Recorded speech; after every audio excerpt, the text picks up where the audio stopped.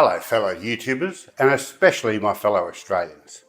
My name is Randolph Wirkus, Papa to my children and Mr. Wirkus to all those under 25. Welcome to part 2 of my deposition video series of When Theft is Legal. This video will provide you with critical information which you must know to make a non-biased decision as to the decisions made by justices who have vested interests in protecting their own personal relationships and the cover-up of cronyism by management at LEXON Insurance, which is owned by the Queensland Law Society. Corruption does not exist if it is never acknowledged.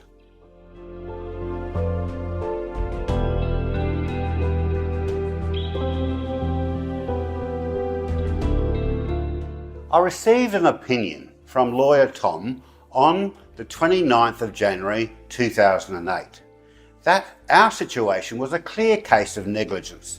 The summary at the end of the opinion stated, "In my opinion, Mr. Wirkus has reasonable prospects of success in an action for damages for negligence against his former solicitors, Messrs. Lawyer Les, and also an action for damages against the Body Corporate Goldieslie Park for misrepresentation and for an order that the terms of the compromise of the court action be set aside. Each of those parties could be named as co-defendants in the same court action. In each case, it is arguable that the measure of damages will be the economic loss suffered by Mr. Wirkus as a result of the actions of each defendant, comprising inter alia legal costs of the court action." Our first task, according to our new lawyer Tom, was to employ a solicitor as a lawyer. Lawyer Tom stated I needed a solicitor who in turn would provide instructions to him on my behalf, which is how I was introduced to lawyer Kathleen. Our next task, as instructed by lawyer Tom, was to physically inspect the FOI file at the Brisbane City Council. We arrived at the planning department at council where lawyer Tom and I were guided into a small boardroom and handed 12 individual manila files which included a ledger glued to the front of each file recording initials of individuals who had inspected the files prior to our inspection, which were impossible to decipher. It dawned on me how easy it would be to remove documents, but did not question the procedure. The 12 folders represented each lot within the estate. There were 11 allotments and one for the development itself, which recorded information on the common property, which included documentation about a land dispute over the same easement B that was sold to the owners of the land to the west for $42,000 in 1988. It included the original development application dated 10th of March 1987, submitted to the Brisbane City Council, plus another letter of advice to the Brisbane City Council dated the 9th of March 1987 by the surveyor of the estate that lawyer Jim, the developer, wanted to lodge another easement to provide an access easement to the land to the west. Interestingly, the file also revealed that lawyer Rod had been in a very similar legal dispute in 1995 with the developer who had purchased the land to the west from the previous owner who had paid lawyer Jim $42,000, of course in 1988, whilst lawyer Jim and lawyer Rod both lived in the estate. It beggars belief that the property expert lawyer Rod and lawyer Jim residing in the estate and were both on the Body Corporate Committee did not discuss the development application and their responsibilities to their neighbours, and that they did not share a copy of the development approval.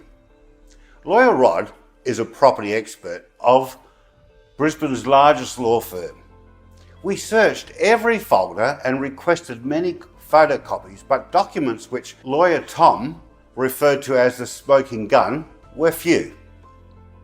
The main task was to find valid documentation that proved that the previous owner of our land was entitled to the entire common property or evidence of fraud, and not the area that was designated to me named Easement C by the Body Corporate at the end of the first set of proceedings. That ended in November of 2008, known as the easement of necessity, as a result of the first 4 years of litigation. When suing a lawyer in Queensland, the Queensland Law Society has established its own insurance company called LEXON Insurance, which is based in a tax haven known as Singapore. A professional body based in Queensland that enjoys our Australian business conditions is based in a tax haven. It's a story for another occasion, but Australian companies have been forced to pay Australian corporate tax for the same offence. Why is it based in a tax haven? LEXON Insurance employs their own specialist litigators to defend against claims against their own society's negligent lawyers. I would think that most would agree it's a massive conflict of interest. All advocates of the law in Queensland must be endorsed by the Queensland Law Society. Every lawyer, including lawyer Tom, lawyer Kathleen, and those in the judiciary, have a relationship with LEXON Insurance.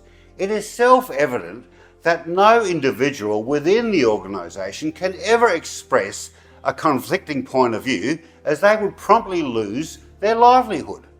My own personal experience is that the same dystopian worldview extends to the mainstream media, as all media companies employ their own lawyers. And for the obvious reason, nobody dares exposing cronyism within the entire judicial system, and their proceedings can easily be rigged.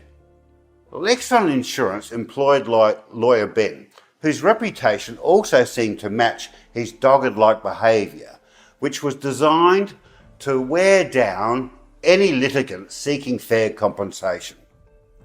They used trick after trick, like seeking better and further particulars, which was a never-ending pot of gold, as lawyers have a hidden knack for seeking detail in a complicated set of proceedings.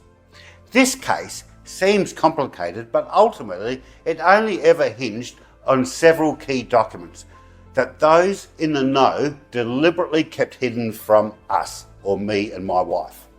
I will get to that. Lawyer Tom kept informing me that lawyer Ben was known throughout the industry as a churchy bully, a prick. Personally, I have never shied away from a bully. It just wasn't my style. It is impossible to describe these 4 years of litigation within this short video, as it was carefully manipulated by those yielding power to protect themselves and their friends by exhausting me both mentally and financially. It must be noted that LEXON's lawyer Ben had taken over the majority of the defence proceedings, working hand in glove with the Body Corporate's lawyer known as Sheep Station. In hindsight, I now know I was fighting Brisbane's elite legal fraternity, which included all the senior partners of Brisbane's largest law firm and their cronies. In March 2009, lawyer Kathleen insisted that I seek a specialist Queen's Council property specialist, an opinion on indefeasible title, as the defence acting on behalf of LEXON, lawyer Ben, stated that the settlement that was agreed to in 2008 was the best possible result I could ask for.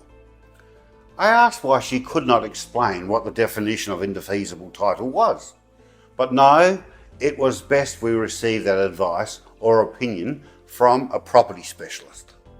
I want to point out that at the time of the offence, back in 1987-98, Brisbane was little more than a large village. Everyone within the legal fraternity must have known each other. And in 2008, There are only a handful of Queen's councils specialising in property law. As the industry, as with the medical world, they protect their own turf. As such, those same individuals knew each other exceptionally well. Those same individuals would spar against each other in front of one of their peers, a justice they had plenty of associations with during their years in the profession. They rubbed shoulders every day of the week. They were all friends. It turns out they must have all known Lawyer Rodney, the property partner of Brisbane's largest law firm, and as such would have earned millions in referrals from his company. I was given a choice of two QC property experts. One was Peter Lyons QC and the other was John Gallagher QC. I was informed their fees were $12,000 per day, but it was deemed essential as they had the same qualifications as a typical Supreme Court justice. I knew I didn't have a choice, as experience taught me that if something went wrong, it was because I didn't take my lawyer's advice. I was soon told that Peter Lyons had been promoted and become a Supreme Court justice. Therefore, I must use John Gallagher QC. I was quoted around $1,000 per hour plus tax. 2 weeks later, lawyer Kathleen and I were called to meet with John Gallagher QC and his assistant barrister, where I was provided with a 23-page opinion which explained the difficulties I faced.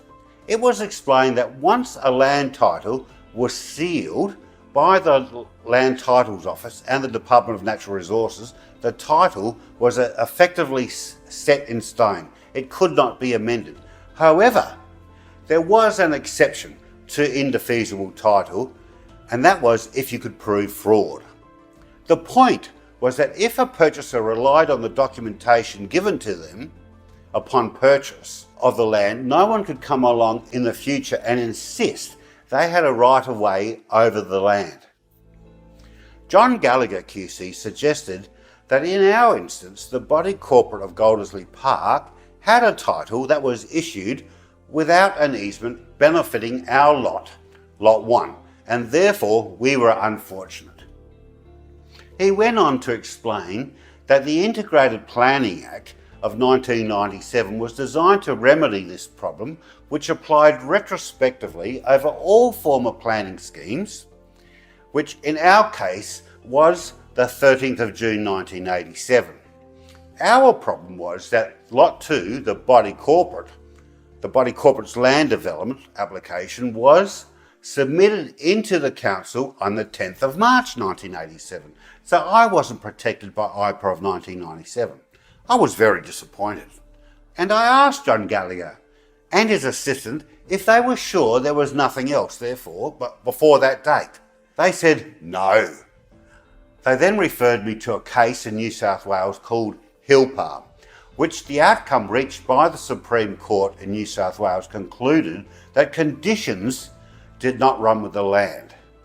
IPA of 1997 removed the shackles of indefeasible title and made it possible to undo titles and correct faults if a land title was sealed as a result of an error or fraud by a developer. IPA applied retrospectively and a maximum of 1,665 penalty points to anyone knowingly continuing a development offence. It is clear now that the intent of the law is to protect the consumer. It is a basic premise in common law. Thou shalt not steal. Lawyer Kathleen put forward a suggestion that we seek another independent opinion by property expert Lawyer Bill. Lawyer Bill boasted on his resume that he was a former member of the Queensland Law Society's Ethics Committee and that he might be able to clarify some issues relating to the development. His report concluded that it may be hard to construe, but I was protected by IPA of 1997, and it was his report that alerted me to the maximum penalty of 1,665 points for anyone committing a development offence. With this information, I decided it was wise to include lawyer Jim, the actual developer, into the proceedings as a defendant, as he developed Lot 2 into a group title plan and profited from the development and collected $42,000 in 1988 and lived in the estate until 1999. When I suggested to lawyer Kathleen, she quickly argued it was difficult to prove Jim was acting in the capacity as a lawyer and not as a company director when he developed the estate. I found that argument to be absurd. When the proceedings to include lawyer Jim were initiated, the justice hearing the proceedings was Justice Philip McMurdo. Sitting at his podium immediately sought my attention whilst I was sitting in the observation gallery at the rear of the court. I was surprised, as I was not expecting him to call my name. Justice McMurdo requested my permission to proceed as he knew lawyer Jim as an associate. What was I to do? I mean, really, what was I to do? McMurdo was a Supreme Court Justice. If I objected, I knew I would still have to pay for all the barristers and lawyers in the courtroom. I had no choice but to agree. Another hour of discussions took place. Then it was agreed that Justice McMurdo would hear the application on the 3rd of October 2010. That day was one I will never forget, and as it was a large courtroom and it was graced by 3 teams of barristers, it included my representatives, my lawyers, lawyer Kathleen and lawyer Tom, LEXON Insurance lawyers including lawyer Ben, his assistant, and a new barrister, lawyer Jackson, who were acting in sync with SheepStation on behalf of the Body Corporate, and the developers' lawyers, lawyer Jim's team. After 3 hours of argument, Justice McMurdo found against us and stated lawyer Jim and I had no direct relationship and therefore I lost the proceedings. I now know cronyism influenced that decision. My next video will prove that fact and the conclusion of the opinion penned by John Gallagher QC deliberately omitted vital information as he had no interest in exposing the fraud, as the opinion was chiefly designed to mislead, as lawyer Jim and John Gallagher QC must have known each other. I reiterate, the legal establishment was very small in the 1980s. Video 8 in my podcast series, I discovered that all the barristers in the courtroom had a direct relationship with LEXON Insurance and that lawyer Jim had claimed on his professional indemnity insurance, get this, 23 years after the event. By claiming on his professional indemnity insurance, he admitted that he was acting as a lawyer and not as a developer when he swindled the previous owner of our land, the landowners to the west, including the Department of Natural Resources and the Brisbane City Council, when he accepted $42,000 in 1988 that nobody could use legally. Please subscribe to my YouTube or Rumble channel and visit our website whentheftislegal.org to view the original 12 videos and sign our petition so that you can learn just how corrupt these lawyers really are. The cover-up by the Queensland government and the refusal by the Crime and Corruption Commission to make an appointment. These crimes are as fresh today as they were when they were committed. See you again soon, and always remember, never fear, Randolph is here. She'll be right, mate.